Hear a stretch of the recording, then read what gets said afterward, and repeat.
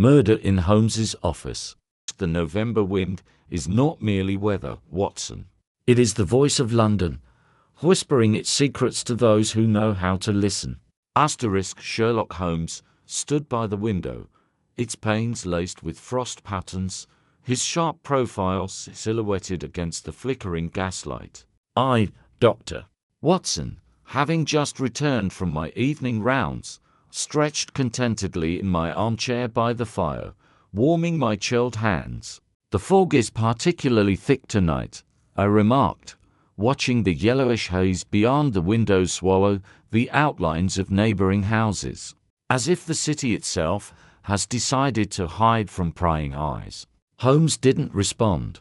His attention remained fixed on the microscope beneath, which lay a sample of peculiar ash. "Fascinating," he murmured. "This powder contains particles that—" His words were cut short by a sharp knock at the door. Not the polite rap of a visitor, but a frantic, irregular pounding, as though someone were striking the wood not with knuckles, but with their entire palm. I started. Holmes didn't so much as twitch an eyebrow. "Our visitor is either in tremendous haste," he observed calmly, "or fleeing from someone. The latter seems more probable." I approached and opened the door. A man stood on the threshold. His face was as pale as chalk. His eyes, to dark pools of terror, darted wildly about, as if searching every shadow for danger. He appeared to be around 40, dressed in an expensive though rumpled overcoat, his trembling fingers clutching a worn leather portfolio. "Mr. Holmes," he gasped, "you must help me." He took a step forward, and I caught the scent of expensive cologne undercut by something else, fear. "Come in," I said, stepping aside. The stranger staggered into the room, glancing about like a hunted animal. Holmes finally looked up from his microscope. "Your name?" "Graves. Alfred Graves." "Sit down, Mr. Graves," Holmes offered, indicating an armchair. "And tell us what has frightened you so." Graves remained standing, gripping his portfolio so tightly his knuckles whitened. "Someone means to kill me." Silence fell over the room. Even the crackling of the fire seemed suddenly too loud. "Who?" I asked. "If I knew." Graves dragged a hand down his face. "But this evening I found this in my pocket." He reached into his coat and produced a crumpled slip of paper. Holmes took it and unfolded it. 3 words were written there. Asterisk, asterisk, tomorrow you die. Asterisk, asterisk, interesting, Holmes murmured, holding the paper to the light. "Cheap stock, ordinary ink, handwriting. Deliberately disguised. You don't understand." Graves' voice rose sharply. "This is no joke. My brother," he broke off, as though afraid to continue. "Your brother?" I pressed. "He disappeared a month ago. Then yesterday I received this." Graves opened his portfolio and withdrew a small box. Inside lay a silver cufflink monogrammed with the letter G. "His?" Holmes inquired. "Yes. His name was James.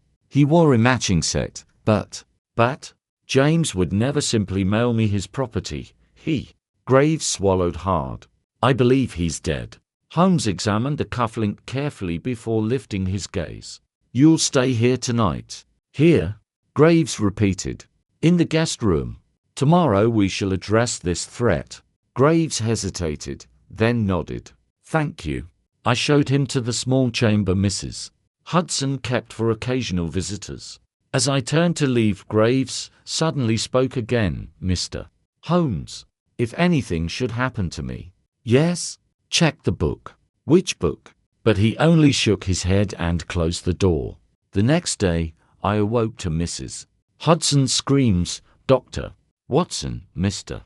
Holmes." Quickly, I sprang from bed and rushed into the hall.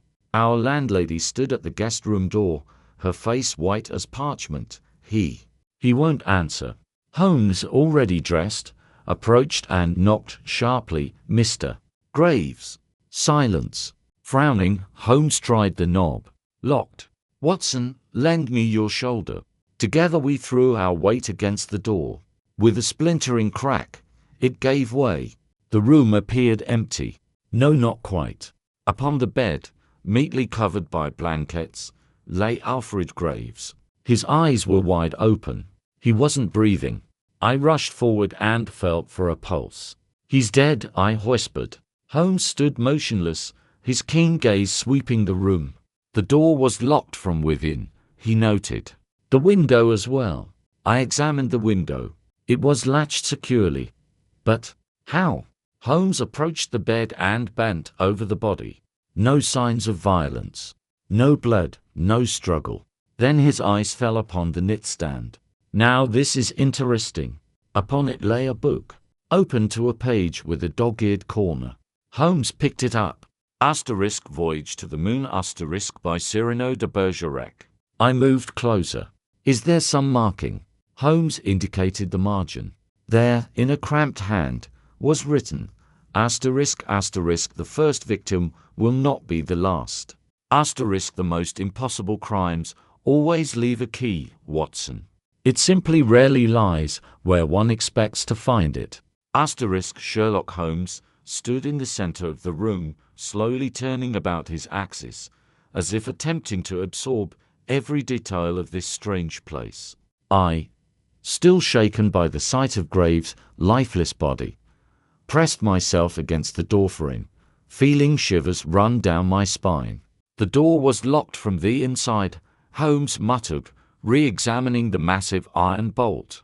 No signs of forced entry, no scratches on the mechanism. He knelt down, inspecting the floor near the threshold. No one passed through this door after it was closed. I approached the window, an old one with a heavy wooden frame. "The latch is locked," I observed. "And outside, a smooth brick wall without ledges. No one could have climbed to this floor." Meanwhile, Holmes moved to examine the fireplace, small, decorative, clearly not meant for serious heating. "Interesting." He ran a finger along the inner surface of the chimney, then showed me the black soot on his fingertips. "Completely clean. No one tried to enter through the chimney." I surveyed the room. The space was remarkably simple. A bed, a nightstand with the book, a small wardrobe, an armchair by the fireplace. No secret doors, no hatches in the floor. "A damned mystery," I blurted out. "A man dead in a locked room." Approaching Graves' body, I maintained my professional composure. "Body temperature indicates death occurred around 4 in the morning," I said, conducting my examination. "No signs of violence, no evidence of struggle. The face is calm, almost peaceful." I carefully lifted an eyelid. Pupils dilated. Possibly poison. Holmes meanwhile methodically searched the deceased's clothing. "Wallet in place," he murmured. "Pocket watch too. Not a robbery." Suddenly, he froze, extracting a folded slip of paper from Graves' inner jacket pocket. "And what's this?" Unfolding it, we saw a strange set of symbols. Lambda 3.1 forgives infinity omega 7 a cipher, I suggested. "Or a formula," Holmes replied, intently studying the writing. "Note the handwriting. Hasty, nervous. He wrote this in a hurry." Holmes returned to the nightstand, where the open copy of Voyage to the Moon lay. The dog-eared page. He ran his finger along the folded corner. "Not accidental." I peered over his shoulder. The marked page described an episode where the hero discovers that lunar inhabitants can disappear and reappear at will. "Symbolic," I remarked. "More than that," Holmes responded. "But this is the main thing." He pointed to strange marginalia. The first victim is not the last. Seek where the beginning is hidden. The key lies with one who knows the end. Some sort of game?" I asked. "A game with deadly stakes," Holmes answered grimly. Suddenly his attention was drawn to the book itself. He turned it over and carefully examined the spine. "Watson, look here." Almost imperceptibly embossed on the spine was a tiny mark, LM. Library the LM. Library? I ventured. "Possibly. But more importantly." He opened the book to the front-end paper where a stamp read, *** from the collection of Professor James Moriarty ** I felt a chill run down my spine. Moriarty. But he perished at Reichenbach Falls, Holmes finished. Yet his books, it seems, continue to kill. Within half an hour, police officers were swarming through our Baker Street rooms. Inspector Lestrade, his face a mixture of irritation and professional interest, questioned Mrs. Hudson. "And you're certain you heard nothing suspicious during the night?" "No," our landlady replied in a trembling voice. "I slept like the dead." The unfortunate turn of phrase made her fall silent. Holmes meanwhile stood by the window watching as the police surgeon examined the body. "Lestrade," he addressed the inspector sharply, "you'll need to check all hotels within a mile radius. We're looking for someone who was following Graves." "On what grounds?" Lestrade frowned. "On the grounds," Holmes showed his notebook, "that last evening when Graves came to us, he was being followed." "How do you?" The street mud on his boots contained sawdust and paint particles, characteristic of construction sites near the docks. Yet there are no such sites along his path here. Therefore, he took a detour. Why? Because he was trying to shake off pursuit. Lestrade rolled his eyes, but made a note in his book. When the police had removed the body, Holmes and I remained alone in the empty room. So I summarized, a man killed in a locked room with no visible signs of violence. The only clues, mysterious writings and a book from Moriarty's collection. Holmes lit his pipe, releasing smoke rings. "You're forgetting the main point, Watson." "Which is?" Graves said, "Check the book." He knew he would die, and he knew we would find the clue. But who could have killed him in a locked room? Holmes approached the window where the London fog was beginning to dissipate. "There are three possibilities, Watson. Either the murderer is a ghost, or we've overlooked some physical means of entry. And the third option, that Graves was killed before he ever entered this room. The dead can sometimes be more dangerous than the living, Watson, especially when they've left books behind." Holmes uttered these words as we stepped out of 221B Baker Street into a gloomy London morning. The fog hadn't fully dissipated yet, enveloping the city in a dirty haze through which sunlight struggled to penetrate. "Where are we headed?" I asked, trying to keep pace with Holmes' rapid stride. "Into the heart of darkness, my dear Watson. To the final resting place of Moriarty's books." He produced from his pocket a calling card found in the Cyrano de Bergerac volume, London Museum Society. "Rare Books Room. By appointment only." The LM. Library, I deciphered. "London Museum." "Precisely. And I'm most curious to learn how a book from a criminal professor's private collection ended up in our dead man's possession." The London Museum Society building stood in a gloomy alley near the British Museum. Its massive oak doors, guarded by two stone griffins, seemed to warn that not all visitors were welcome. Our knock was answered by the click of a bolt, and the door opened just enough to reveal the pale face of an elderly man in pince-nez. "We don't admit the general public," he croaked. "Mr. Sheldon, I presume." Holmes extended the card. "We're here regarding a rare volume from Professor Moriarty's collection." The professor's name acted like a whip crack. The old man flinched, but quickly composed himself. I don't know what you mean."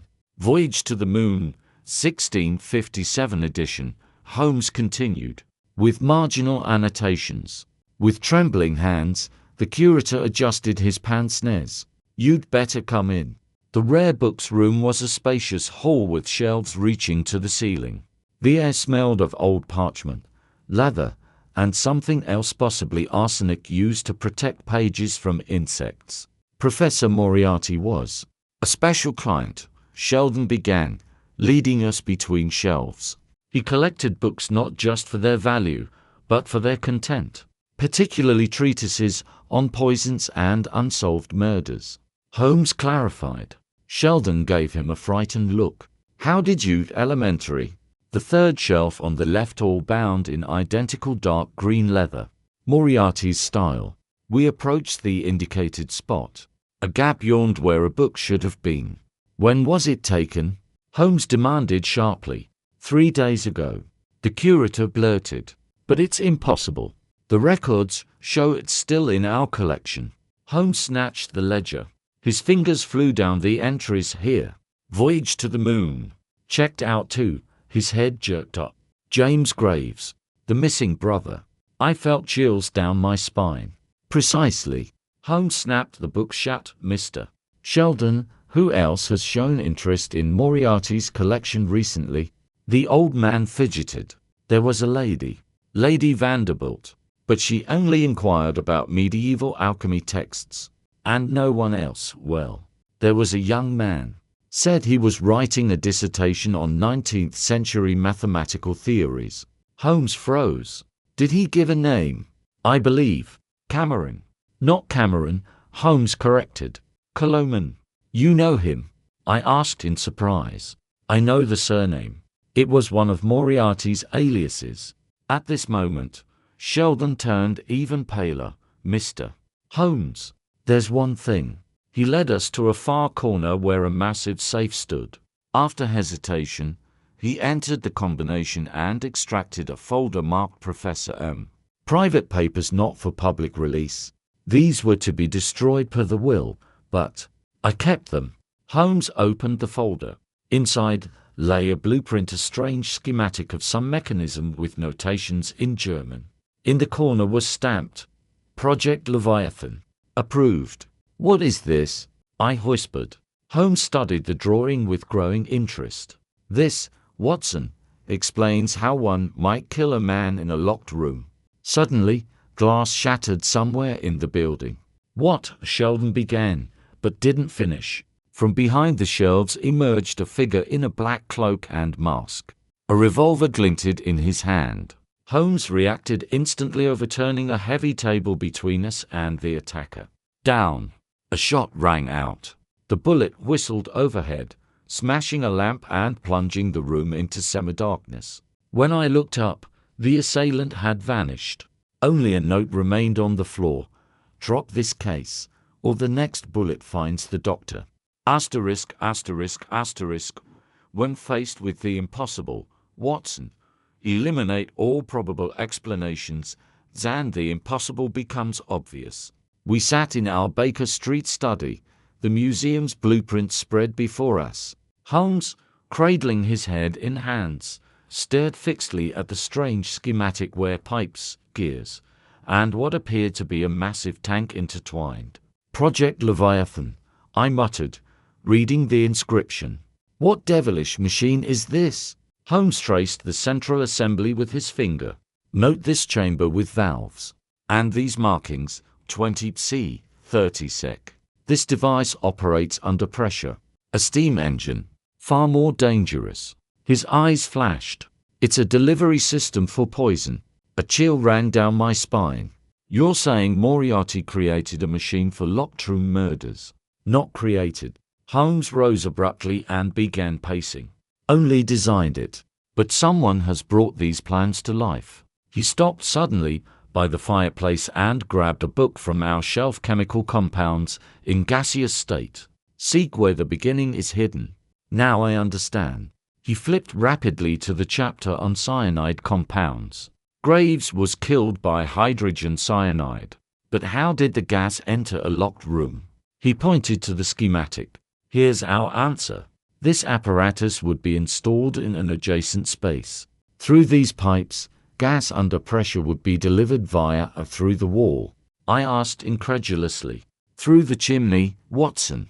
Recall our guest room fireplace hasn't been used in years. The perfect conduit.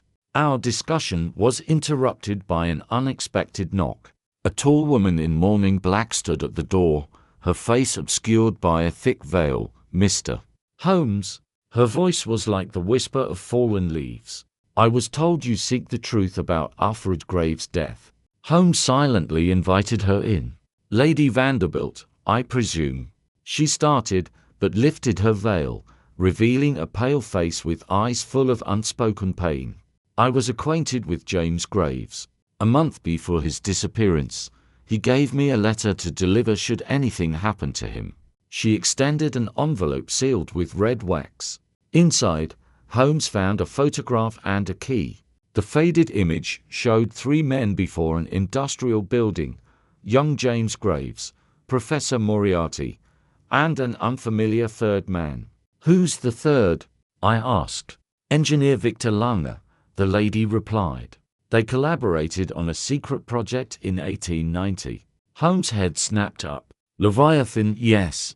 It was meant to be a new weapon, until James discovered its true purpose and tried to destroy the plans." "What became of Lange?" "He died under strange circumstances, in a locked laboratory." Holmes held the small key to the light. "Number 47. A safety deposit box. At Lloyd's Bank on the Strand," she added. "James said the answers lie there." Suddenly she grasped Holmes' arm. "But take care. They'll kill you too." "Who are they?" "Those who completed Leviathan." After she departed, Holmes locked the door and turned to me with an odd expression. "Watson, did you notice?" "Notice what?" "Her perfume. The same scent as in Graves' death chamber." I stiffened. I think we've just been conversing with the murderer." "Bank vaults don't just hold gold, Watson. The most dangerous treasures are always truths." A cold autumn drizzle fell as Holmes and I approached the massive doors of Lloyd's Bank on the Strand. In my coat pocket lay that small, unremarkable key that might contain the solution to our murder case. The bank manager, a gaunt gentleman with impeccable manners, led us deep into the building past rows of metal doors guarding other people's secrets. "Safety deposit box 47 is registered to Mr. James Graves," he explained, consulting his ledger. "Paid for 50 years in advance." "When did he last visit it?" Holmes inquired. "Exactly 1 month ago, the day of his disappearance." We descended a narrow staircase into a basement area smelling of steel and dust. The manager stopped before an unassuming metal door. "Here we are. Will you require privacy?" "We would be most grateful," Holmes nodded. When the manager's footsteps faded down the corridor, I inserted the key. The lock clicked with unexpected loudness. Inside, we found a small iron box and an envelope marked for Sherlock Holmes.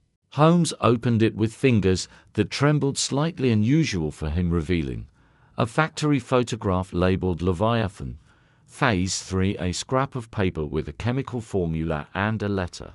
Holmes unfolded the letter and read aloud, "If you're reading this, I'm dead. Project Leviathan wasn't destroyed as I believed. They completed it, my brother and those behind him.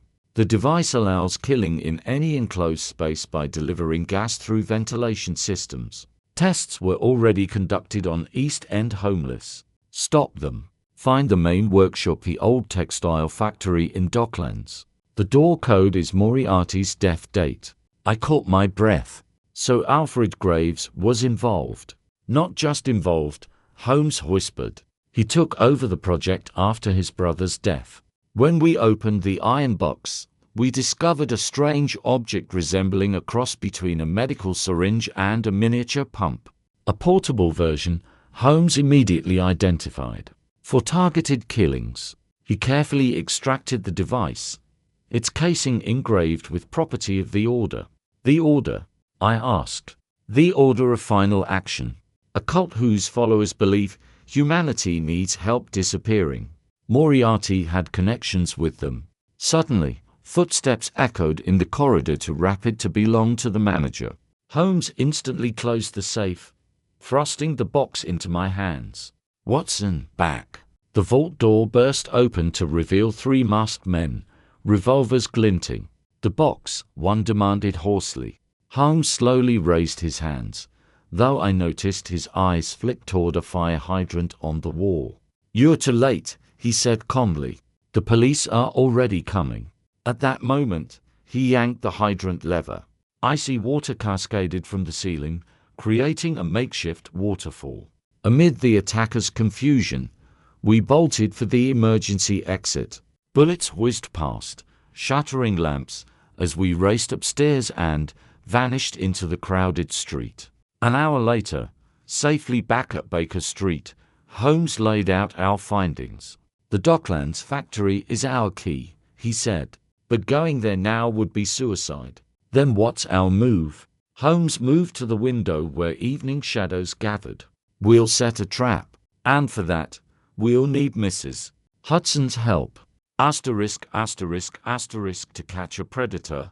Watson. Sometimes one must become the bait.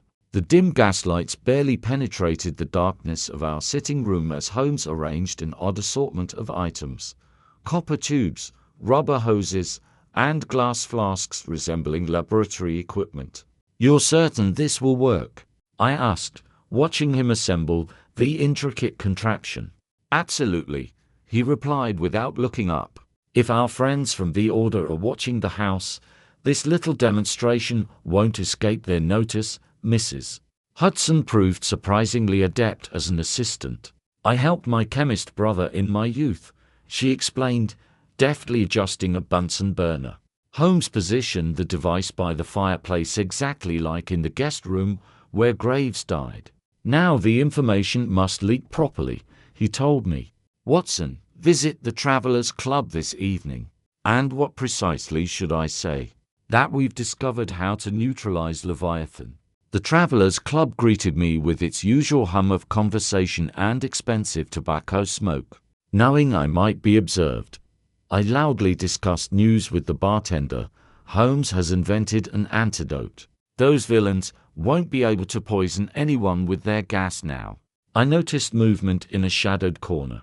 Upon leaving, two men followed me.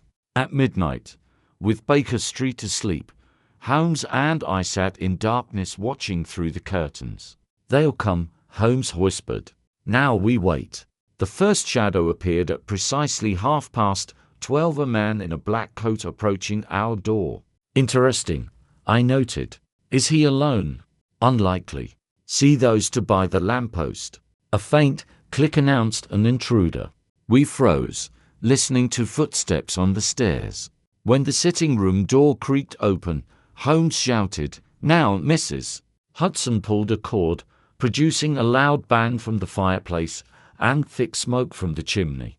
Our visitor collapsed, coughing. Light revealed. "Lestrade," I exclaimed at the familiar face. But Holmes shook his head. "Not quite Lestrade. Look closer." Upon inspection, this man lacked the real inspector's distinctive brow scar. An imposter, I realized. Exactly. And now he'll tell us everything he knows. Asterisk, asterisk, asterisk, truth, Watson, often mirrors our ugliest reflections. Our prisoner sat handcuffed by the fire, his Lestrade-like face twisted in fear as Holmes paced before him, holding the portable device. "Your name," Holmes demanded quietly. "I can't speak," the man muttered. "Oh, you can," Holmes leaned close. "Because you're breathing air saturated with antidote. Your associates can't poison you now." The man licked his lips nervously. "Edgar Smith, I'm an actor." "An actor?" I echoed. "Hired 3 months ago to play Lestrade." Holmes and I exchanged glances. "Then the real Lestrade alive," Smith said quickly. "Held at a Docklands warehouse. Under pressure," Smith confessed. "The orders led by a council of 5. I only know one doctor." "Hargrave." "Hargrave?" I asked. "The renowned chemist?" "Yes. He perfected Moriarty's formula." Holmes gripped Smith's shoulders. "Where's the factory?" "Blackthorn Textile Mill. Basement." After police removed Smith, the real ones this time, Holmes studied a Docklands map. "We need diversionary tactics. I could gather ex-military men," I offered. "Too conspicuous." Holmes looked up. "But I know who can help." The door opened to reveal Lady Vanderbilt. "You summoned me, Mr. Holmes?" "Yes." "Do you recognize this?" He showed her the device. She paled. "Where did you find that?" "Unimportant. You worked with James Graves, didn't you?" She nodded slowly. "Then help us stop this. Asterisk, asterisk, asterisk, when all doors are closed, Watson. The true path always lies through the basement." Fog swirled around Blackthorn Mills, soot-blackened bricks as Lady Vanderbilt nervously clutched the device. "The code," she whispered. Moriarty's death date. Holmes entered the 5th of April 1891 on the rusted panel. The lock clicked. The dark corridor reeked of chemicals and damp. Careful, Holmes warned. Traps may await. The basement was a vast chamber filled with strange machinery, dominated by a massive version of our portable device Leviathan at full scale. Good Lord! I breathed. Cages lined the walls containing human test subjects, vagrants, still alive. Applause suddenly echoed. A tall man in a lab coat emerged. Dr. Hargrave, I presume, Holmes said coldly. Indeed, the man smiled. And you're precisely 1 hour late, Mr. Holmes. 4 armed men stepped from shadows. You misunderstand, Hargrave continued. Leviathan is mercy. Quick, painless death. For whom? Holmes snapped. For those society deems expendable. Lady Vanderbilt stepped forward. You promised it would only help terminal patients. Hargrave laughed. Silly girl. Holmes gave me an almost imperceptible nod. I pulled the emergency release. Water rained from the ceiling, mixing with chemicals. As reactions began, Holmes shouted, "Run!" We dragged the prisoners out just before the explosion. A week later, with the order's remnants arrested and the real Lestrade freed, we sat by our fireplace. One thing remains unclear, I said. Who left all those clues? Holmes smiled. The obvious answer, Watson. James Graves. He faked his death to destroy the order. So he's alive. Possibly. Somewhere far away. Outside, rain began anew. London lived on. The end.